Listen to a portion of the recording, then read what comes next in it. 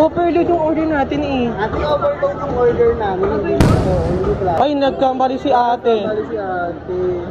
Yung mga basher dyan, please, sana naman, pakiintindi. Oo. Kasi, magkaibo po ang honest review sa paninira. Totoo. Ayan guys, ano pa pumunta dun sa Diwata Pares? Kasi nga, ito kami sa Trinoma ngayon. Ayan guys, sa Trinoma kami ngayon. And naghahanap kami ng way para makapunta doon kay Diwata para matikman natin yung pagkain ng Diwata ulit. Diba? Honest review to titignan natin kung malinis yung lugar para naman masatisfy kayo, di ba? Sakay ng person, diretso tayo kay Diwata. From Trinoma, sumakay kami ng joyride papunta ng Visayas Avenue. Pwede na kayong mag-tricycle guys ha. May mga nag-o-offer na tricycle driver na papunta doon sa Visayas Avenue. Ay, ito na siya guys. Ito na siya. At nandito na nga tayo guys sa pangalawang branch ni Diwata. Ayun ang mga madam natin. Pakababa ng mga madam natin. Hi po. Parang sa looban. Ayan na siya guys. Oh. Ay, mas maganda dito. Wow. Mas maganda. Pagpasok pa lang namin guys, eto na ang bumungod sa amin. Sobrang ganda ng lugar at napaka-presko. Ang daming kumakain. Panigurado makaparami kami ng kain kasi nga ang bango ng lugar. Meron sila ditong libreng ice cream pero not available pa lang ngayon. Pero magtitimpla na yata si Kuya. Ayun oh. I-ready na ni Kuya yung kanyang panggawang ice cream. Nag-refill na siya. Ayan guys, nandito tayo sa Diwata Pares, QC branch. At ayan, ang ganda oh. Ang ganda dito. Ayan, tapos may mga iba-iba silang mga menu ngayon. Ayan oh. Ayan guys, yung mga menu. Tapos ito yung dito sa counter ka mas order, di ba oh. Ganyan na yung process. Bongga, di ba? Masarap naman. Ayan guys, itutur ko muna kayo at kung makikita nyo, napakaayos ng process dito at napakabango. Talagang gaganahan ka kumain ng marami. Ayan yung pinakalutuan ni Diwata. Tara, pang dulo. Ayan o. Ayan na, sa mga mga nagbabash dyan. Ayan na. Maganda dito, malinis. Tsaka walang amoy. So, ang maaamin mo dito yung ano. Yung kasi, wala siya. Ayun yun. Ayun guys, napakaganda ng lugar at napakalinis. Diba? Napakahangin. Kasi dito yung available ngayon. Parang sisi, parang ito. Ayan guys, meron silang Diwata overload na iba-iba. Isang overload, isang sisi. Parang gusto nyo sir, tikman to, masarap po to. Ano ba to? Kakapuyan. Sige, ang gawin na lang, isa nito, isa nito, isa nito. Para matry natin yan lahat. 400.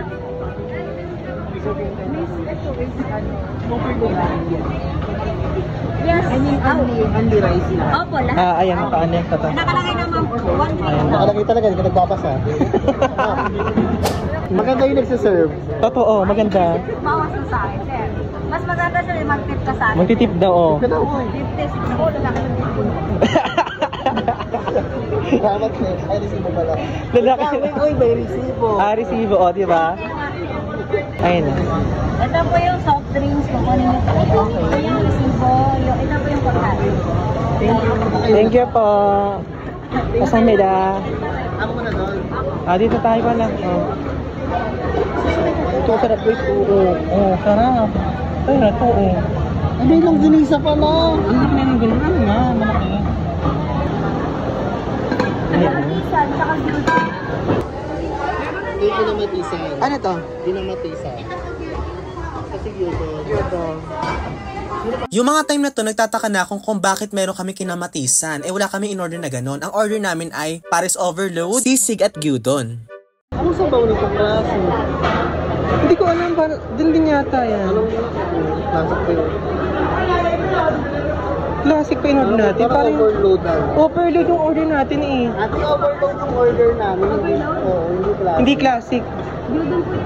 Ay, yung isa. Ano yung isa? Itong isa na to. Anong isa? Ay, wala kami pinamitisan. Wala kami. Ha? Ano na? Sino ba tayo? Ay, nga meron tayong pinamatisan. Ay, nagkamali si ate. Kali si ate. Isang umpisan sisi. Baka gusto niyo sir, tikman to, masarap po to. Ano ba to? Baka po yan. Sige, ang gawin na lang, isa nito, isa nito, isa nito. At dahil nga nagkamali si ate ng punch ng order namin, bumalik kami sa cashier para palitan yon. Ang nakakatuwa dito guys, sobrang babait ng mga crew ni Diwata. As in, pinalitan nila agad-agad yung item namin. Sobrang nakakatuwa. Very appreciated talaga. Hindi kami nakipagtalo. Talagang kalmadong-kalmado yung mga cashier na pwede namang i-void at ulitin-ulit yung order. Shoutout sa mga crew ni Diwata. Thank you po! Yun nga, sobrang nakakatuwa guys. Tamang-tama yung mga taong pinili para sa posisyon na yun. Nagpadagdag na rin pala kami guys ng chicken kasi sobrang lalaki ng chicken ni Diwata ngayon. As in, ang laki. Mas malaki ang chicken na kasi sa kabila. Ayun na nga guys, kompleto na yung order namin. Meron kami chicken with gravy. Meron kami ditong Paris overload. Meron kami sisig at saka gyudon. Kainan time! Eto na nga guys, napakalaki ng chicken, di ba oh? Gyudon ba? Ano ba yun? Gyudon nga. Parang Beef siya, beef. Tama si ate maharap. Okay na okay, di ba? Actually, Mas okay dito, no? Mas sa yung area lahat. Oo, perfect. Maganda dito. Ikaw rin, ano masasabi mo rin?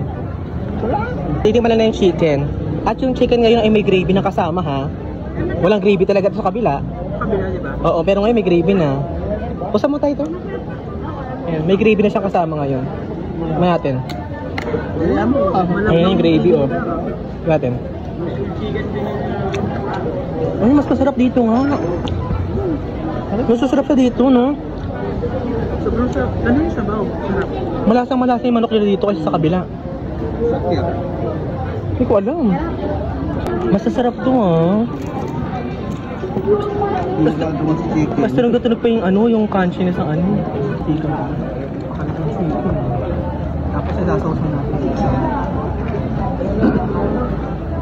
Isasaw natin na patay yung isa. Tapos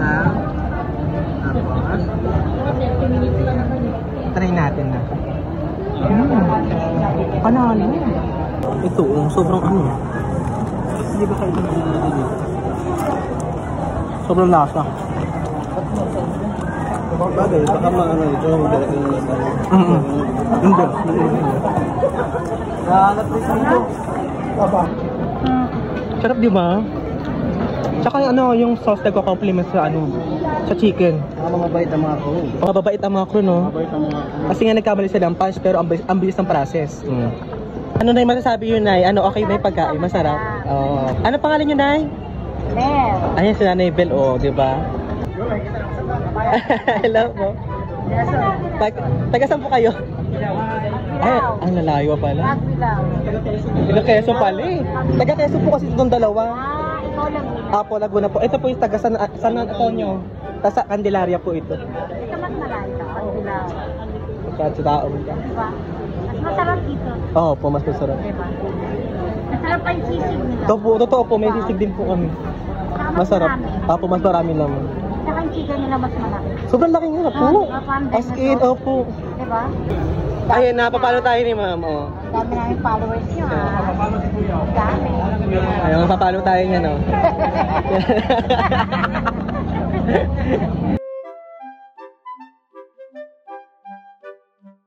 Malinis po CR, may bidet. Totoo nga guys, may bidet yung CR ni Diwata. Ang linis pa, may bidet pa, perfect! Kahit madami nakain dito, ang linis ng CR. Kaya guys, punta na kayo dito kasi ang ganda ng lugar, ang linis. Basta lalo mag-i-enjoy kayo kumain kasi ang sasarap ng pagkain ni Diwata. Talagang nag-level up yung mga menu niya at ang lalaki ng serving. Pangmasang-pangmasa na yung presyo, quality pa yung product. Okay yung pagkain ni Diwata. Okay na, 10 out of 10. Oo, masarap yung pagkain ni Diwata dito. Malinis. Mabango, okay ang lasa, lahat 100% panatag. Ate Mina, okay ka na Ate Mina ha? Oh, Ate Mina, okay na ba tayo dyan? Yung mga basher natin dyan. Punta kayo dito sa QC, mas masarap dito. Tsaka, mas malasa yung chicken. As in, parang dinosaur na ang chicken. Napakalaki. Ito pa, guys. Naubos niya. Yung mga staff nila dito, napakababait. Oo, mabait lahat. Ma-assist. Oo, tsaka, nagkamali sa amin ng fans, pero, na-process naman agad-agad nung pinaka-cashier. Diba? Perfect. So, yun nga guys. Naman sabi namin, 10 out of 10. Yes. Diba? So, ito na, so yung mga basher dyan, please, sana naman, pakiintindi. Oo. Kasi, magkaiba po ang honest review sa paninira. Totoo, yun. Kaya yun nga guys, so sabi namin, punta kayo dito sa Quincy. Quincy po ano sa Visayas, ano to no? Visayas Avenue. Ayun guys, thank you very much for watching, and if you like this, please like, share, and subscribe po sa aking page at channel para po maging updated po kayo sa every upload ko. Bye guys!